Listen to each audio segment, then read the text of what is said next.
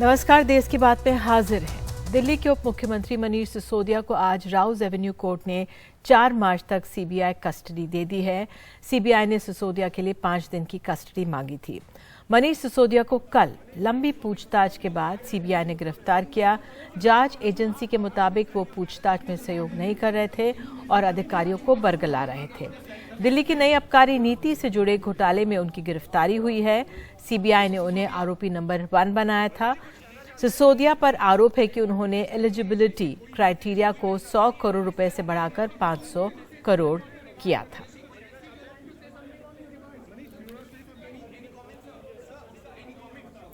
और सीधे आइए हम चलते हैं, हमारे साथ रमेश बिधूड़ी बीजेपी के नेता मौजूद हैं। बहुत बहुत धन्यवाद जुड़ने के लिए। बिधूड़ी जी, आपको बता दें 4 मार्च तक कस्टडी मिल गई है सीबीआई को। तो आम आदमी पार्टी कह रही है कि इस पूरे मामले में तो राजनीति हो रही है, गिरफ्तारी तानाशाही है। अब देश की अदालतें भी राजनीति करने लगी हैं कि आम आदमी पार्टी से कोई ये पूछिए।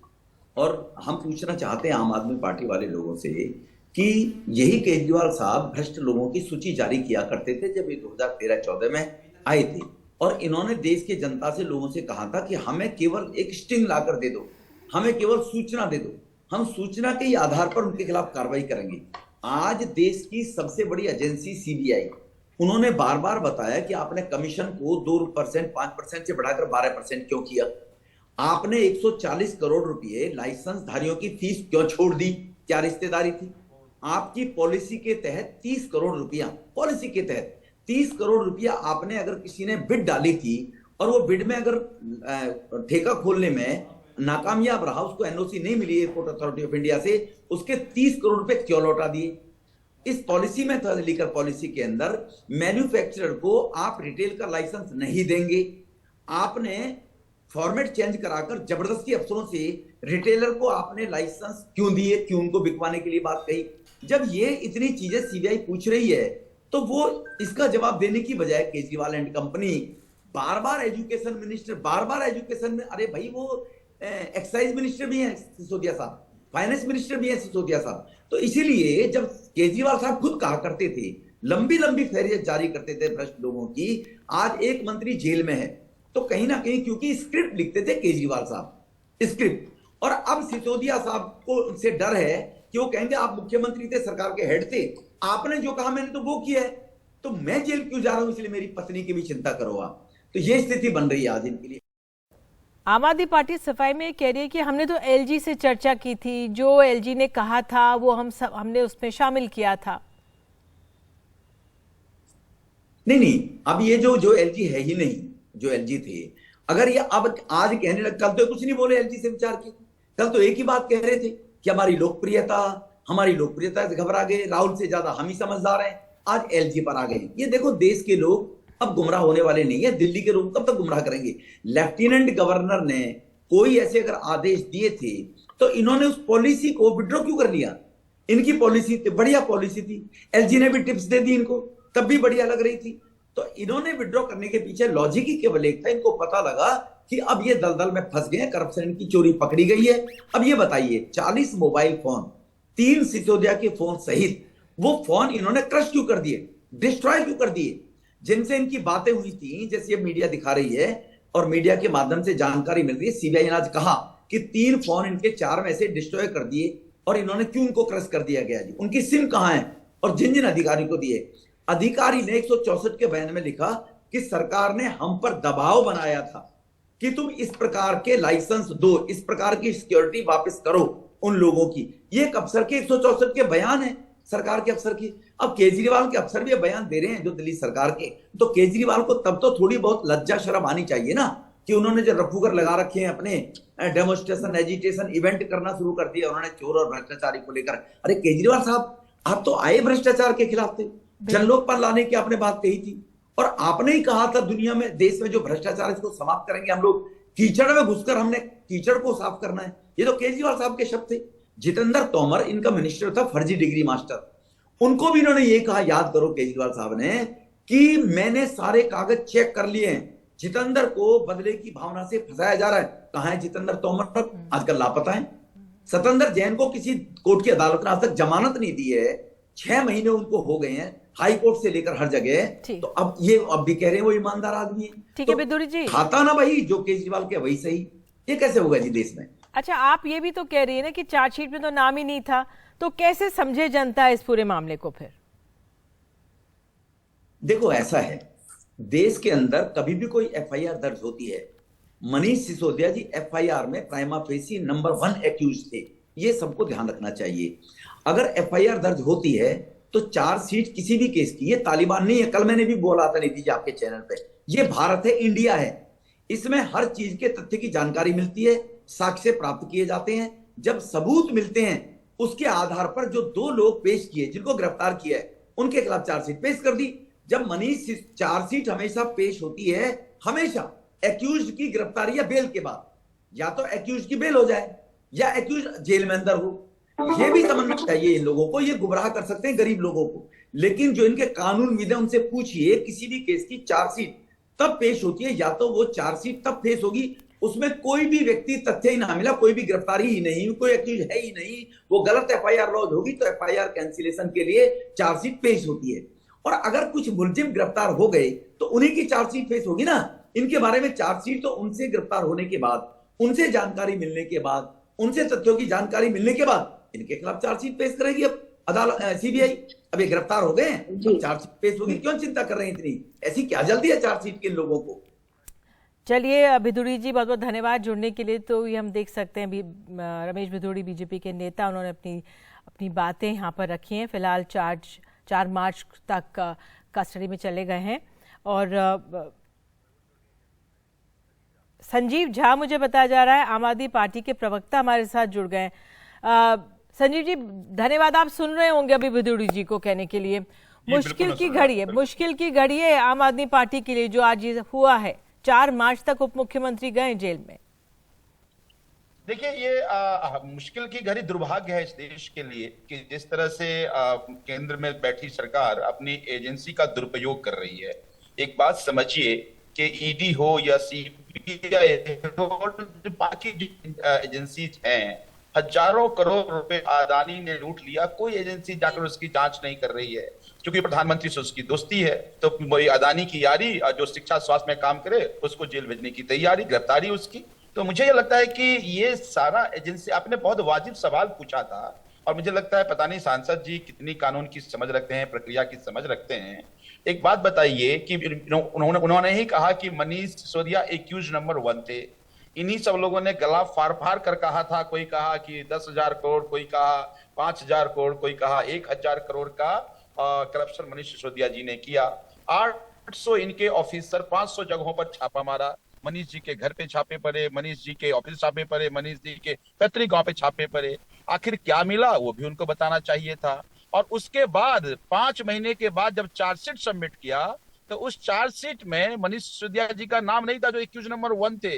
उनमें करप्शन क्या किया उन्होंने नहीं बताया। उसके बाद सप्लीमेंट्री चार्जशीट सबमिट हुई, सप्लीमेंट्री चार्जशीट में भी मनीष सिसोदिया जी का नाम नहीं था। तब मैं ये कह रहा हूं कि उसके बाद आज आनंद फान में गिरफ्तारी की जरूरत क्यों पड़ी? और तब जब मनीष सिसोदिया जी ने कहा था कि अब चूंकि मैं फाइनेंस मिनिस्टर हूं, मुझे बजट पेश करना है, तो मुझे बजट बनाने और बजट पेश करने का समय दे दिया जाए। तो आखिर किस बात की जल्दी है? ये 2 तरफ इशारा करती है। एक तरफ कि अदानी की दोस्ती के कारण वो नहीं चाहते हैं कि अदानी की चर्चा हो पाए। मैं आपसे संजीव ये पूछना चाहूंगी, भाई वो मोबाइल फोन्स, देखिए हम तमाम तकनीकों में नहीं जा सकते इस समय, लेकिन जो मोटे तौर पर जो तमाम वो मोबाइल फोन्स और सिम्स और ये सब चीजें जो क्रश करी गई, सबूत को मिटाने की बात कही जा रही है, वो भी अहम आरोप आ जाता है। देखिए ये मैं आज ईडी हो या सीबीआई हो, ये कोई इंडिपेंडेंट एजेंसी नहीं है, ये भारतीय जनता पार्टी के प्रकोष्ठ हैं। ये सारी स्क्रिप्ट लिखी जाती है भारतीय जनता पार्टी कार्यालय में और ईडी और सीबीआई एक्ट करते हैं। भगवान ना करे निधि जी कभी आपको इन एजेंसी का सामना करना पड़े। जब भी वो एजेंसी आती है आपके फोन लेके चले जाते हैं, आपके सारे इंस्ट्रूमेंट लेके चला जाता है, फिर आप कोई और फोन में अपनी सिम डालते हैं तो फोन नोट कर लिया, उसका IMEI नंबर नोट कर लिया, फिर आप नया फोन लिए फिर आपने डाला। जरा सीबीआई ये भी बता दे कि मनीष सिसोदिया जी के यहाँ से उसने कितने फोन सीज किए हैं, कितने उनके लैपटॉप हाईटॉप उन्होंने सीज किया, ये भी तो बताए। तो मुझे लगता है कि ये सारी बातें देखिए गुमराह करने की कोशिश की जा रही है। गुमराह करने की कोशिश केवल इसलिए कि आज देश में अनडिक्लेयर्ड इमरजेंसी की हालात देश को बना दिया है कि अगर आप अदानी के खिलाफ सवाल पूछ लिया आपने, अगर सरकार कटघरे में खड़ा कर दिया तो ईडी सीबीआई भेज देंगे, आप डर जाओ। पर ये नहीं जानते कि हम आंदोलन से आए हुए लोग हैं, इनकी ईडी सीबीआई से हमें क्या डर। आप 10 दिन के रिमांड पर रख लो, कुछ नहीं मिलने वाला, फिर आप बरी होके आएंगे। ठीक है, लेकिन ठीक है इसमें संजीव दिल्ली जी, की जनता का नुकसान हो रहा है। बिल्कुल आपने अपनी बात रखी और आप जुड़े, इसके लिए बहुत बहुत धन्यवाद। तो अब आइए देश की बात में मैं अपने सहयोगियों के पास चलती हूँ। शरद शर्मा हमारे साथ मौजूद हैं, सौरभ शुक्ला हमारे साथ दोनों मौजूद हैं और सुबह से ही लगे हुए हैं। तो अगर मैं शरद आपसे पहले पूछूं, इस समय क्या अपडेट है, क्या असर इसका हम देखें आम आदमी पार्टी पर पड़ता हुआ आप देख रहे हैं?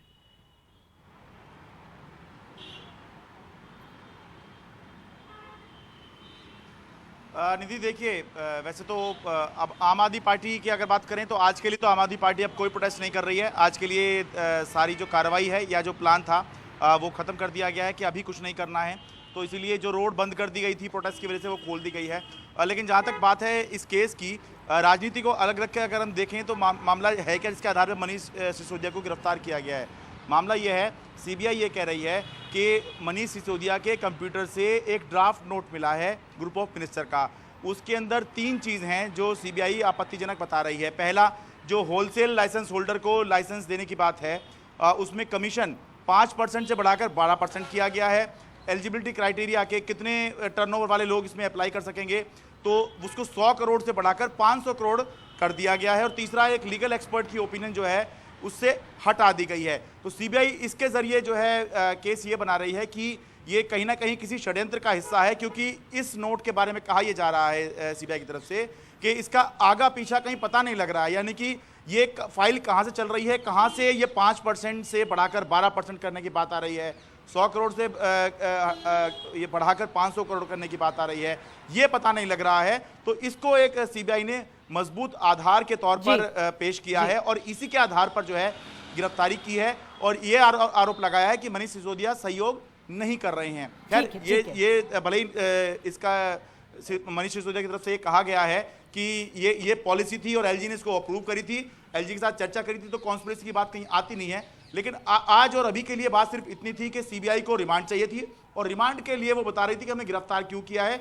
और कड़ियां जोड़नी है। तो अभी सीबीआई जो है 5 दिन में कड़ियां जोड़ेगी और इस दौरान आम आदमी पार्टी अपनी रणनीति बनाएगी और दिल्ली सरकार को देखना होगा कि सरकार कैसे चलेगी, जब 33 में से 18 विभाग संभालने वाला मंत्री फिलहाल अभी सीबीआई की गिरफ्त में है। बिल्कुल शरद, हमारे साथ सौरभ शुक्ला भी मौजूद है। मुझे बताया जा रहा है सौरभ सीबीआई दफ्तर के बाहर हैं। सौरभ, अब क्या आगे की प्रक्रिया, क्योंकि राउज एवेन्यू से तो 4 मार्च तक कस्टडी मिल गई है, क्या और आप हमें जानकारी दे सकते हैं?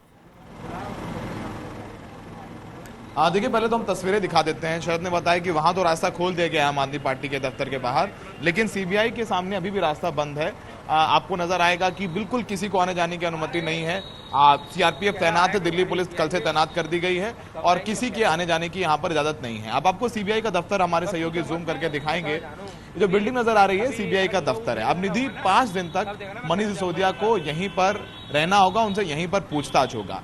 देखिए, इस पूरे केस को समझाया अभी शरद ने कि क्या कुछ कहा कोर्ट में सीबीआई ने कि उनको एक ग्रुप ऑफ मिनिस्टर्स का जो डॉक्यूमेंट मिला है उसमें उन्होंने एलिजिबिलिटी क्राइटेरिया बढ़ाया है और इसलिए बढ़ाया ताकि उसमें जो कॉम्पिटिटर्स हैं, जिन कंपनियों को ये काम देना चाहते थे वो बाहर हो जाएं। तो उन कंपनियों को फायदा पहुंचाने के लिए इन्होंने टेंडर के क्राइटेरियाज बदल दिए, कमीशन बढ़ा दिया, एलिजिबिलिटी क्राइटेरिया बढ़ा दिया, लीगल ओपिनियन बढ़ा दी। ये सीबीआई का आरोप है। देखिए, इस पूरे केस में एक आरोपी है जो लगातार सबसे महत्वपूर्ण है, उसका नाम है दिनेश अरोड़ा। वो केस में आरोपी था। अब वो आरोपी पूछताछ के बाद सीबीआई और ईडी का अप्रूवर बन गया है, यानी वो सीबीआई और ईडी का गवाह बन गया है। तो हो सकता है कि मनीष सिसोदिया से उसका भी यहां पर आमना सामना कराया जाए, क्योंकि ईडी की चार्जशीट में लिखा हुआ है कि सबसे पहले दिनेश अरोड़ा जो शराब कारोबारी है वो संजय सिंह से मिला, संजय सिंह ने उसे मनीष सिसोदिया से मिलवाया, कई मीटिंग्स हुई, मनीष सिसोदिया के घर पर भी हुई, पैसे भी लिए गए, पैसे हवाले के जरिए लिए गए, पैसे पंजाब और गोवा चुनाव के लिए भी भेजे गए और महीने की कमीशन तय की गई थी कि 25 से 30 करोड़ रुपए का कमीशन आया है। तो देखिए ये शुरुआत की बात है, लेकिन आज एक जो चीज फेवर में चली गई सीबीआई की, वो था वो ग्रुप ऑफ मिनिस्टर्स का नोट जो सीबीआई ने मनीष सिसोदिया के घर से रिकवर किया है। शायद यही वजह है कि जब सीबीआई ने 5 दिन की रिमांड मांगी तो सीबीआई को 5 दिन की रिमांड मिल गई। अब ये दिलचस्प होगा कि अब 5 दिन में सीबीआई मनीष सिसोदिया से क्या निकालती है, क्योंकि ये दूसरी पॉलिटिकल अरेस्ट है इस पूरे केस में। पहली पॉलिटिकल अरेस्ट थी जब विजय नायर को गिरफ्तार किया था ईडी ने, जो कि कम्युनिकेशन के इंचार्ज थे आम आदमी पार्टी के। अब दूसरे जो पॉलिटिकल अरेस्ट है वो मनीष सिसोदिया की, जो डेप्यूटी सीएम है। जैसे बताया 18 विभाग है उनके पास, बड़े नेता हैं, शुरुआत से ही परिवर्तन के दौर से अरविंद के साथ रहे, अरविंद के राइट हैंड कहे जाते हैं, तो उसके पॉलिटिकल असर भी देखने को मिलेगा। लेकिन 5 दिन बाद काफी दिलचस्प होगा कि 5 दिन बाद जब सीबीआई पेश करेगी तो क्या आगे रिमांड मांगेगी या फिर पूछताछ से संतुष्ट रहेगी। बिल्कुल, बहुत बहुत धन्यवाद सौरभ आपका इस तमाम जानकारी के लिए। तो आइए देश की बात में हम आगे बढ़ेंगे और पूर्वोत्तर के 2 अहम राज्यों में आज चुनाव हुए हैं, लोगों ने वोटिंग की है। यहाँ पे बीजेपी के प्रभारी हैं नलिन कोहली, उनसे भी बात करेंगे। बने रहिए एनडीटीवी इंडिया के साथ।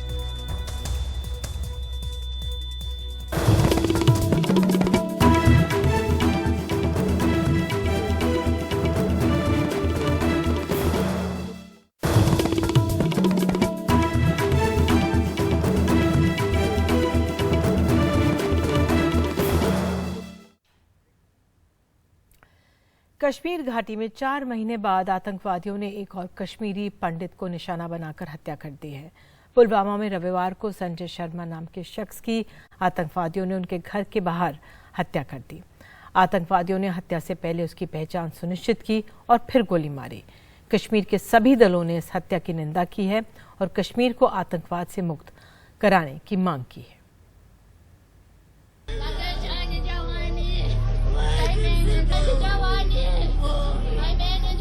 पुलवामा के अचान गांव में संजय शर्मा अपने घर से पैदल 100 मीटर दूर ही निकले थे जब आतंकियों ने उन पर फायरिंग कर दी।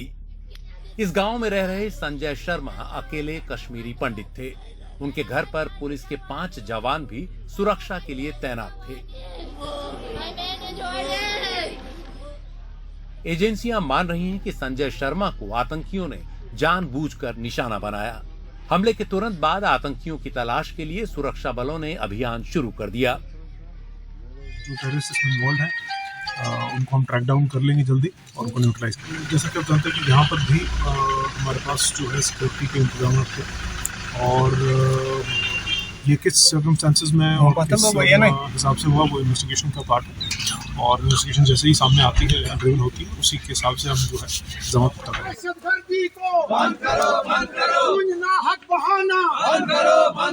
हत्या के बाद स्थानीय मुस्लिमों ने विरोध प्रदर्शन किया और कश्मीरियत की खातिर आतंकवाद के खात्मे की मांग की। हमारा भाई था संजय कुमार शर्मा साहब, हमारे साथ वो बचपन से खेले हैं। काफी शरीफुल नफ्स आदमी था, पता नहीं कौन दहशतगर्द आ गया, किस तंजीम का है, उसने यहाँ पर गोलियां चलाई और हमारे भाई को शहीद कर डाला। हम इस पूरा गांव इस गम में शरीक है और जिसने भी ये किया हम उसकी पूरी मजम्मत करते हैं, पूरा गांव इसकी मजम्मत करते हैं। 4 महीने बाद कश्मीर घाटी में फिर से किसी कश्मीरी पंडित को निशाना बनाया गया है। पिछले साल कई हमलों में आतंकियों ने कश्मीरी पंडितों और कई गैर स्थानीय कामगारों को निशाना बनाया था। उन हमलों में 4 कश्मीरी पंडित और 12 गैर स्थानीय मारे गए थे। तब से ही सैकड़ों कश्मीरी पंडित सरकार से मांग कर रहे हैं कि उन्हें जम्मू भेज दिया जाए। उधर राजनीतिक दलों ने आतंकियों के ताजा हमले की सख्त निंदा की है। पीडीपी अध्यक्ष महबूबा मुफ्ती ने कहा कि ऐसे हमलों से बीजेपी को ही फायदा होगा। कायर पाकिस्तानी आतंकवादियों ने एक बार फिर मानवता को लहूलुहान किया है। मानवता को लहूलुहान किया गया है। एक निर्दोष कश्मीरी पंडित जो वहां जम्मू कश्मीर बैंक में एक सुरक्षा कर्मी के नाते से काम करते थे, जब वो मार्केट में जा रहे थे तो कायर पाकिस्तानी आतंकवादियों ने पीठ पर वार किया।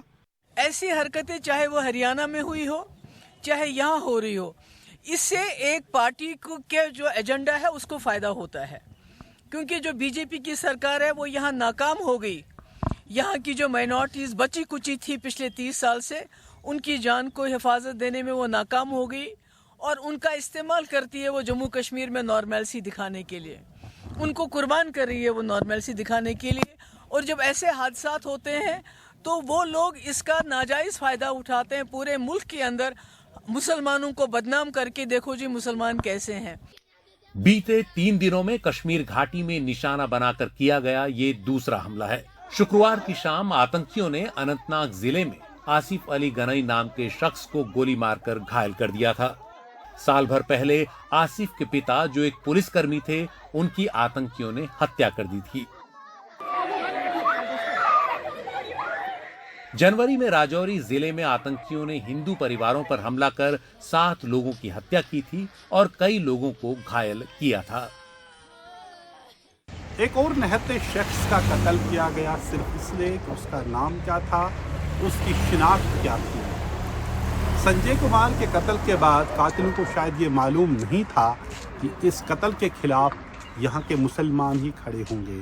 पुलवामा में संजय कुमार के हमसायों ने वहाँ प्रदर्शन किया, आतंकियों के खिलाफ नारे बुलंद किए और कश्मीर से आतंकवाद के खात्मे के भी नारे लगाए।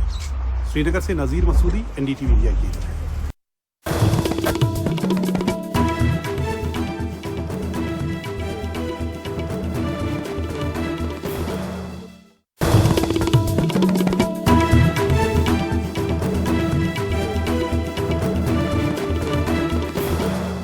तो बात अब नागालैंड और मेघालय की, जहां विधानसभा के लिए वोट पड़े। दोनों राज्यों में कड़ी सुरक्षा के बीच 59 सीटों पर वोट पड़े हैं। 2 मार्च को त्रिपुरा के साथ ही नागालैंड मेघालय के नतीजे भी आ जाएंगे।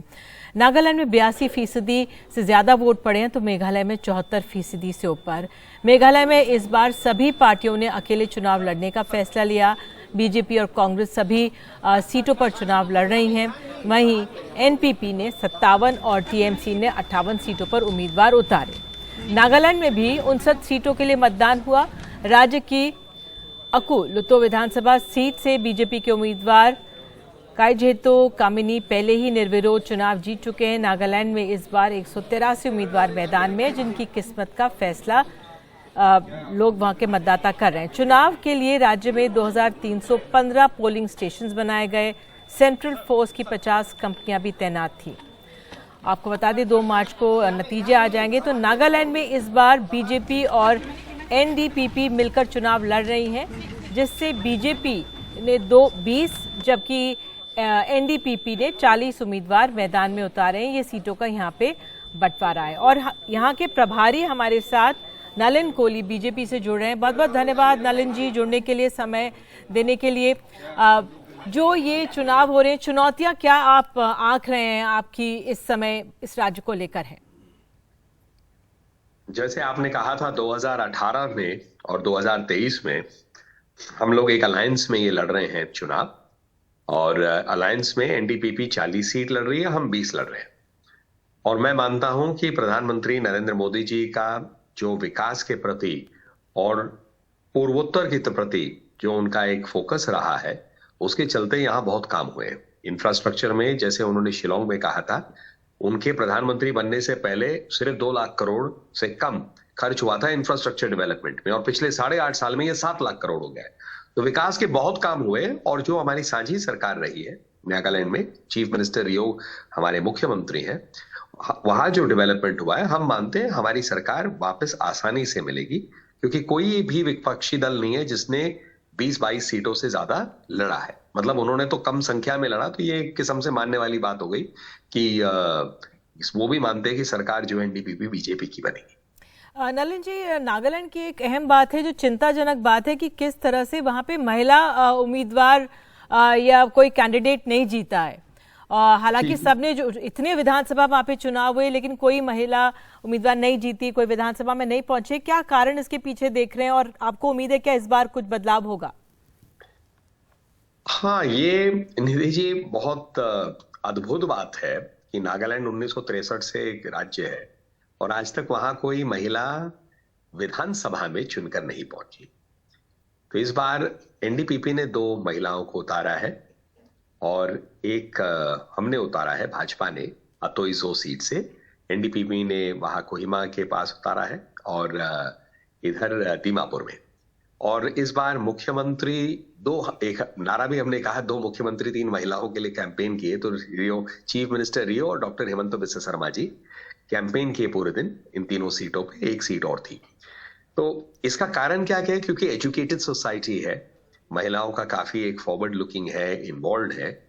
हाँ, भाजपा ने राज्यसभा में अभी पीछे पांगनोन कोनियाक को इलेक्ट करके पहली राज्यसभा में महिला जो है वो आई है, लेकिन राज्यसभा सांसद, लोकसभा सांसद रह चुके हैं। तो इसीलिए विधानसभा में हम ये उम्मीद में कि शायद इस बार इतिहास बने और कम से कम एक महिला तो पहुंचे। हमें बड़ी खुशी होगी अगर वहां की जनता तीनों महिलाओं को चुने। बिल्कुल। आखिर में एक सवाल में ये कि जो ईस्टर्न नागालैंड है वो इतना डेवलप्ड नहीं है, हालांकि बीजेपी वहां से एक सीट जीतते आई है उस और जो ये टॉक्स की बात होती रहती है, जो वहां पे एक तरह से संघर्ष जो वो भी एक मसला है, उस दिशा में कैसे आगे बढ़ेंगे अगर आप लोग जीतते हैं? ईस्टर्न नागालैंड की ऑर्गेनाइजेशंस ने वहां पर इलेक्शन को बॉयकॉट करने के लिए कॉल किया था। वहां विकास जो है कम थोड़ा पहुंचा है, तो उनकी मांग थी विकास और पहुंचे। वो एक अलग राज्य की भी बात कर रहे थे। कई हफ्ते गृह मंत्रालय के साथ बातचीत हुई और अंत में वो हमारे गृह मंत्री अमित शाह जी से भी मुलाकात हुई इन संस्थाओं की, इन संगठनों की। उसी के चलते अभी चुनाव है तो कुछ अनाउंस नहीं किया गया, लेकिन कुछ इसमें निर्णय लिए गए हैं। और ये अति महत्वपूर्ण है कि भारत के इतिहास में पहली बार देश के गृह मंत्री वहां ईस्टर्न नागालैंड जाके मोन शहर में रात रुके हैं। इससे पहले कभी भी भारत के गृह मंत्री नागालैंड के, ईस्टर्न नागालैंड के एरिया में जाकर रात बिताए। तो 2 दिन थे, बहुत भारी मात्रा में उनकी कैंपेनिंग हुई। और इसलिए अगर कैंपेन से मैं कहूं तो हमारे राष्ट्रीय अध्यक्ष जेपी नड्डा जी, अमित भाई शाह, हमारे गृह मंत्री और प्रधानमंत्री जी आए, तो हम मानते हैं कि जो कैंपेनिंग रही है बहुत हमारे लिए फायदेमंद रही और हम एक अच्छा रिजल्ट देंगे। आखिर में एक सवाल ये पूछ ही लेते हैं नलिन जी, जैसे बीजेपी 20 सीटों के लिए भी इतनी मेहनत कर रही है और हमेशा हम देखते हैं एनपीपी को जिस तरह से 40 सीटें हैं, तो क्या उम्मीद थी या जरूरत थी कि बीजेपी को और ज्यादा सीटें मिलती या उससे संतुष्ट? ये मांग हमारे कार्यकर्ताओं से और वहां के नेतृत्व से उठा था। लेकिन निधि जी, थोड़ा सा अगर इतिहास की तरफ देखेंगे, और आप बहुत लंबे समय से एक वरिष्ठ पत्रकार हैं, भाजपा ने कभी भी अपने सहयोगियों को छोड़ा नहीं। सहयोगी हट के आगे निकल जाए तो एक अलग विषय हो जाता है, लेकिन हमने हमेशा अलायंस के कर्मा और धर्म को निभाया है। वहां 40-20 की अंडरस्टैंडिंग थी 2018 में, उसे रिपीट किया। और इसमें अल्टीमेटली हम लोग जब सरकार अच्छे से चला रहे हैं, केंद्र में मोदी जी की योजना है, वहां राज्य में रियो साहब की योजना है, हमारे बराबर के मंत्री थे, तो इसमें अब कहीं ना कहीं इसको आप देखिए, 20 सीटों में 12 तो हमारे एमएलए थे, 11 को हमने रिपीट किया। 4 पिछली सीट थी, बार हम जो लड़े थे वो अच्छी सीटें थी, हमने उनमें आए फिर कैंडिडेट उतारे। तो मतलब स्कोप बहुत कम था एक्सपैंड करने के लिए। आप हमारे साथ जुड़े इसके लिए बहुत बहुत धन्यवाद और उम्मीद यही करते हैं इस बार एक महिला उम्मीदवार जीत के आए। बहुत बहुत धन्यवाद जुड़ने के लिए। जी, तो बहरहाल एक छोटा सा ब्रेक लेते हैं, लौटते हैं।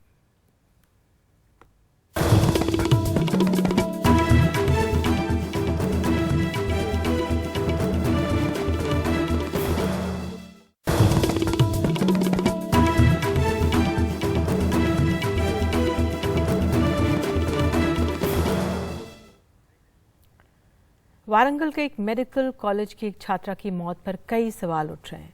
माना जा रहा है कि उसने खुदकुशी की है, हालांकि पिता का कहना है कि उसकी हत्या की गई है, जबकि मुख्य न्यायाधीश तक ने उच्च शिक्षा संस्थानों में बढ़ रहे खुदकुशियों पर चिंता जताई है।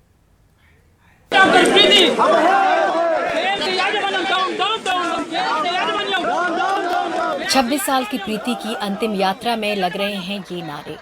वारंगल काकातिया मेडिकल कॉलेज की ये पोस्ट ग्रेजुएट मेडिकल छात्रा की बीती रात हैदराबाद के निम्स अस्पताल में मौत हो गई। वहां उसे बहुत गंभीर हालत में लाया गया था। बताया जा रहा है कि एनेस्थीसिया की इस छात्रा ने बुधवार को कोई जहरीला ड्रग इंजेक्ट कर लिया, लेकिन पिता को संदेह है कि ये हत्या है। मेरी बेटी के फोन से उन्होंने फोन कॉल किया। जब वो वेंटिलेटर पे थी तो क्या ये लॉक नहीं हो गया था? मुझे संदेह है कि फोन पर किसी केमिकल की तलाश तब तक की गई जब उसे कुछ इंजेक्ट किया गया ताकि खुदकुशी लगे। मुझे संदेह है कि ये हत्या है, इसकी जांच होनी चाहिए। प्रीति के सीनियर मोहम्मद अली सैफ को गिरफ्तार कर लिया गया है। पिता की शिकायत थी कि वो उसे तंग करते थे और उन्होंने एक आधिकारिक शिकायत भी दर्ज कराई थी। वारंगल के पुलिस कमिश्नर एवी रंगनाथ ने एनडीटीवी को बताया कि प्रीति और अभियुक्त के सेलफोन में व्हाट्सएप चैट की जांच से पता चला है कि शोषण हुआ है और उसे रैगिंग के तहत देखा जा सकता है। इसके अलावा आत्महत्या के लिए उकसाने और SC/ST के खिलाफ अत्याचार की रोकथाम कानून के तहत भी केस दर्ज हुए हैं। उच्च शिक्षा के संस्थानों में आत्महत्या की बढ़ती घटनाओं पर टिप्पणी करते हुए मुख्य न्यायाधीश DY चंद्रचूड़ ने हाल ही में IIT बॉम्बे में दर्शन सोलंकी की खुदकुशी का भी जिक्र किया और कहा कि इन संस्थानों को कुशलता के अलावा हमदर्दी का पाठ भी पढ़ाना चाहिए। हम कुशलता पर ज्यादा ध्यान देते हैं। हमें सिखाया जाता है कि अगर हम पढ़ाई या प्रोफेशनल जिंदगी में कुशल बन जाएं, तो हमारी जिंदगी बेहतर हो जाती है। लेकिन एडुकेशन तभी पूरी होती है जब हमें हमदर्दी भी सिखाई जाए। एजुकेशनल इंस्टीट्यूट को सिर्फ कंपटीशन प्रमोट करने पर ध्यान नहीं देना चाहिए, बल्कि बच्चों की जिंदगी के प्रति नजरिए पर भी ध्यान देना चाहिए, जिसमें हमदर्दी एक अहम भूमिका निभाती है। Where empathy is a crucial component and element. इसी बीच वारंगल की एक तीसरे साल की छात्रा रक्षिता ने फांसी लगा ली क्योंकि किसी शख्स के साथ उसके फर्जी फोटो सोशल मीडिया पर आए। उसके दोस्त रहे अजमीरा राहुल को गिरफ्तार कर लिया गया है। हैदराबाद से उमा सुधीर की रिपोर्ट, NDTV इंडिया के लिए। और आपको बता दें कि प्रधानमंत्री मोदी ने आज कर्नाटक में एक एयरपोर्ट का उद्घाटन किया है। साथ ही उन्होंने आज को आपको बता दें अहम ये रहा कि जो किसान सम्मान निधि योजना के तहत 13वीं किश्त जारी कर दी है। इसके तहत 8 करोड़ किसानों के खाते में 16,800 करोड़ की रकम ट्रांसफर की गई है। प्रधानमंत्री किसान योजना की शुरुआत 2019 में की गई थी और अब तक 11 करोड़ से अधिक किसान परिवारों, मुख्य रूप से छोटे और सीमांत को आपको बता दें 2.25 लाख करोड़ रुपए से अधिक की धनराशि वितरित की जा चुकी है।